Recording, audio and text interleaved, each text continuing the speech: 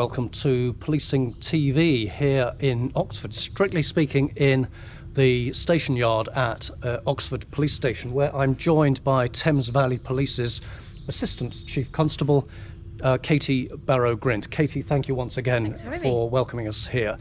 We're going to talk about the police response to violence against women and girls in this section. And you're going to start, I think, by telling us something about Project Vigilant, that started here in Oxford, in Thames Valley, and is now being rolled out nationally. So please tell us about that. So Project Vigilant started in 2019 here in Oxford, and we introduced it in order to try and deal with an increase in sexual assaults in the nighttime economy environment in the outside of pubs and clubs. And basically the main aim is that we put police officers out who are in plain clothes, so not undercover officers, just plain clothes officers who have been trained by the National Crime Agency around the behaviours that we see in terms of sexual predators. And those plainclothes officers will look around the nighttime economy. They don't go inside pubs and clubs, but they are out on the street and they identify individuals of concern and also individuals who may be in need of safeguarding. And then they call on their uniformed colleagues who come in and will deal with the individual of concern, be that a predator type offender or a victim, and deal appropriately, arrest for a sexual offence or harassment or whatever else gets thrown at them when they stop the individuals. Those plainclothes officers, what I'm getting the impression is that they undergo some training in order to help them identify potential victims and potential predators. That's right. So there are characteristics in predators and in potential victims that give the game away, are there? There absolutely are, and I won't describe them on Policing TV, but that's what we're training the officers around in terms of their knowledge, in terms of understanding what those behaviours look like. And some of them are straightforward, following women, a man following women continuously as they come out of pubs and clubs, that kind of thing. So it allows us to intervene. But what we found is 40% of the men, and they are all men that we stop, have got previous for sexual offending history or intelligence. So we know we're stopping the right people and we know we're preventing sexual crime in the nighttime economy. So in effect, Project Vigilant, the project you describe, was piloted here in Oxford. Yes.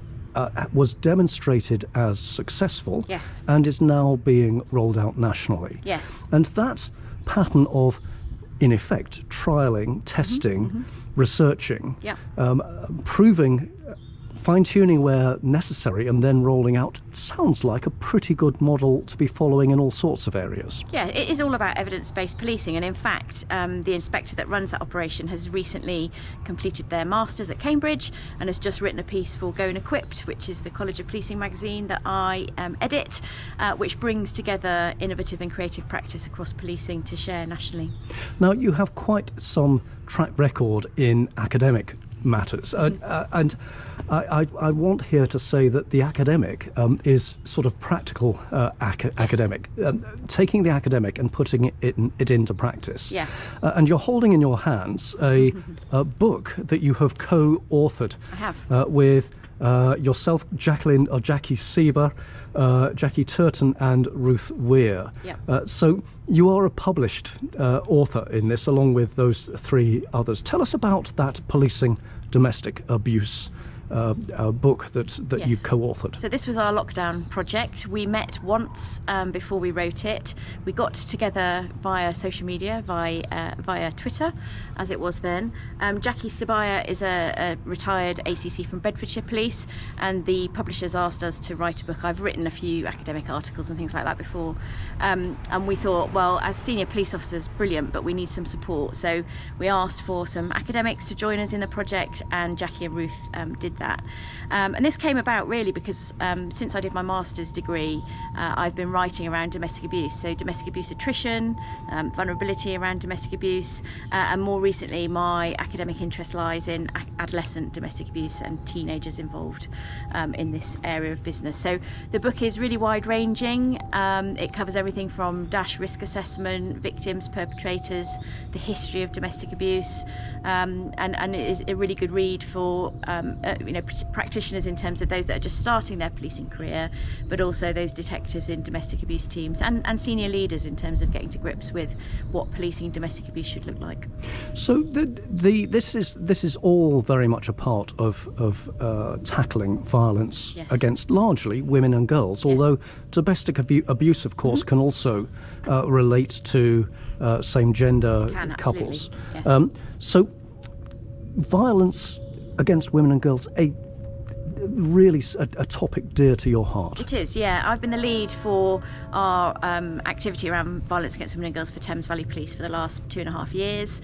Really passionate about it. The murder of Sarah Everard by a serving police officer was horrendous for Sarah and her family, but also for policing and those that at the heart have policing at heart and want to do their very best for victims. So I was really pleased to be asked by the Chief to lead on that work.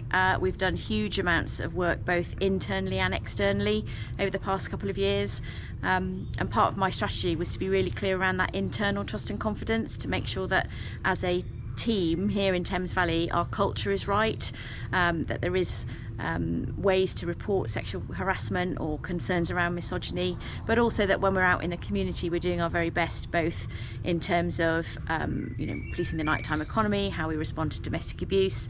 And we've just launched actually a project around education and working with Lisa Squire, who's the mother of Libby Squire, who was a murder victim up in Hull.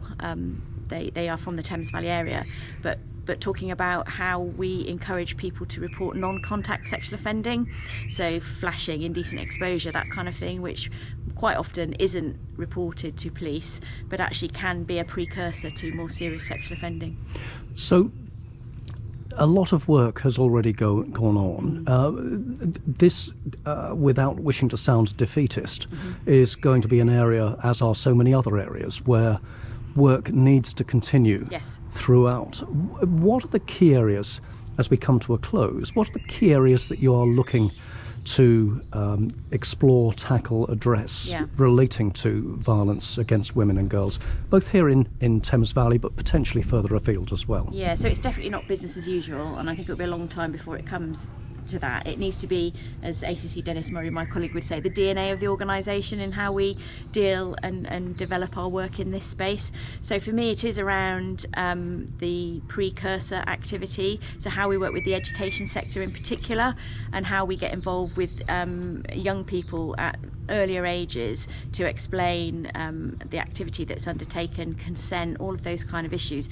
We're seeing the rise of social media, the rise of Andrew Tate and misogyny is really impacting our young people. So, working together, policing can't solve this. This is absolutely about everybody getting involved to try and prevent violence against women and girls in the future.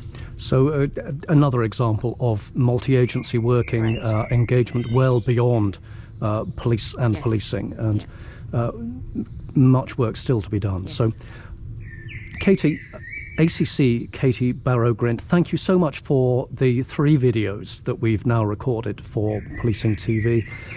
I very much hope and look forward to Policing TV covering more of the work that you and Thames Valley colleagues and colleagues more widely are doing on the areas we've discussed.